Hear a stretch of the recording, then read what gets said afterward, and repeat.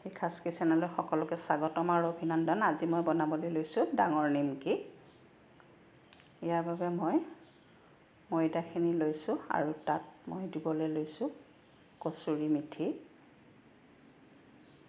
কালজিৰা, প্ৰয়োজন অনুসৰি নিমখ। এতিয়া মই এইখিনি ভাল ধৰণেৰে সানি ল'ম। সানি হোৱাৰ পিছত ইয়াত মই দিছোঁ তেল। আৰু এইখিনি মই ডালডা ব্যৱহাৰ কৰিছোঁ আৰু এইখিনি মই বহুত ভাল ধৰণে সানি লৈ মুঠি মাৰি চাব। যদি মুঠি হৈছে তেন্তে তেল জোখাৰে হৈছে। এতিয়া ইয়াত পানী দি সানি ল'ম। সনা হৈ গৈছে। এতিয়া ইয়াত লুচি বনাবলৈ লোৱাৰ দৰে সৰু সৰু বল বনাই ল'ম আৰু এতিয়া লুচি আকাৰেৰে বেলি ল'ম।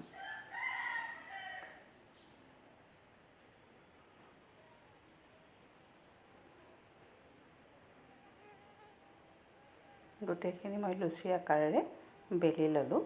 এতিয়া নিমকিৰ আকাৰেৰে সাজি ল'ম। ইয়াৰ বাবে মই লুচিখনত তেল লগাই লৈছোঁ।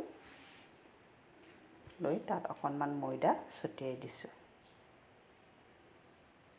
এতিয়া জাপি লৈ তাত পুনৰ অকণমান তেল সানিম।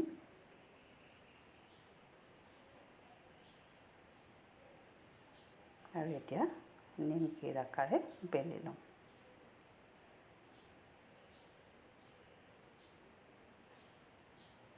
এইদৰে মই গোটেইখিনি নিমকি আকাৰেৰে বনাই ল'ম। এতিয়া তেল গৰম হৈছে, তাত মই নিমকিখিনি দি দিছোঁ।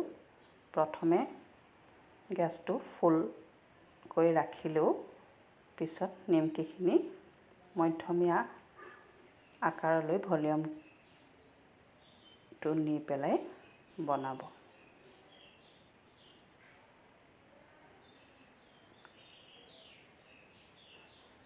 আৰু পিছলৈ গেছটো কমাই দিব। এইদৰে গেছটো কমাই বঢ়াই নিমকিখিনি ভাজিব।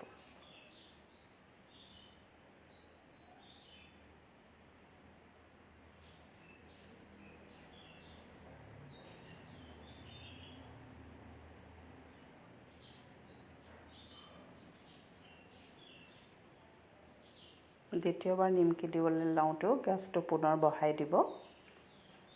2-3 মিনিটমানৰ পাছত পুনৰ গেছটো মধ্যমীয়ালৈ কমাই দিব। এইদৰেই নিমকিখিনি ভজা হ'ল। যদিহে ৰেচিপিটো চাই ভাল পালে তেন্তে লাইক কৰিব, শ্বেয়াৰ কৰিব, কমেণ্ট কৰিব। ধন্যবাদ।